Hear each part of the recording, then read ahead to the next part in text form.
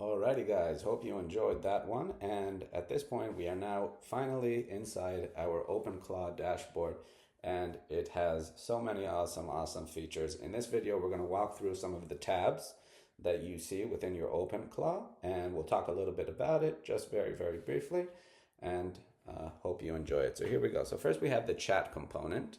We have something called sessions as well, and these sessions, I believe, were started by OpenClaw itself.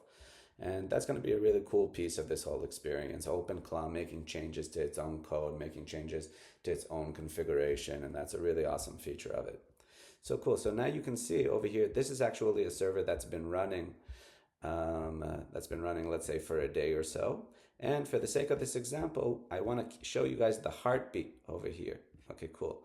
So we have something called read heartbeat.md if it exists. Okay, and you'll see that the agent was actually doing that itself. That's not me writing that message. That's the agent doing that.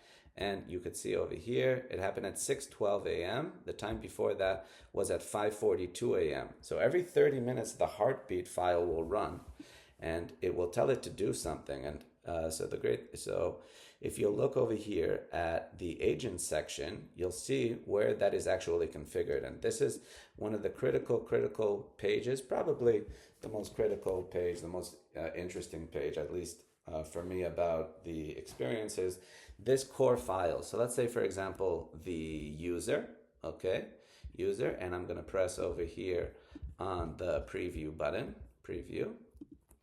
And it tells me a little bit about the human, and that is me, Alicia Kramer. So when I set it up, it's gonna ask you for little details about yourself. But you can really volunteer if you paste in there, let's say, write some text about who you are, what are you trying to do in life, what are your goals right now, and that kind of thing. How you like your AI agent. For example, I said, when venting or processing difficult emotions, do not offer solutions unless explicitly asked. That's one of the very annoying things about some of these models. And it's a little bit about me and some of my background in marketing and development and stuff like that. And let's see, in tools, and the soul file, and the user identity. So the identity is pretty much the identity of the bot. So not only who is the user, right, but also who is the actual bot. And the identity over here, we're going to press preview. It's like, okay, it says your name is Jarvis. I wanted to call him Jarvis. And also, what's my purpose? What's his purpose? This is always important. But we can also change this, and we can tell him to be, we can make that more explicit. It just asked me for an emoji, for example. Vibe, laid back, concise, usually 2 to 3 sentences max. You can actually really be very creative with this and really customize it for what you really want. So this is the file we were talking about before, the heartbeat file. So let's look at the heartbeat file. So the cool thing about the heartbeat file is that it has so much potential. I edited it this morning to do it every 6 hours. But what we can put in here, for example, is the prompt that's going to run every interval of time, whatever you choose, every hour, every 6 hours. I think every 12 hours is fine, 6 hours. And it has some sort of goal. So you could say over here exactly the goal of the agent of, hey, go check my email, check if anything came in there.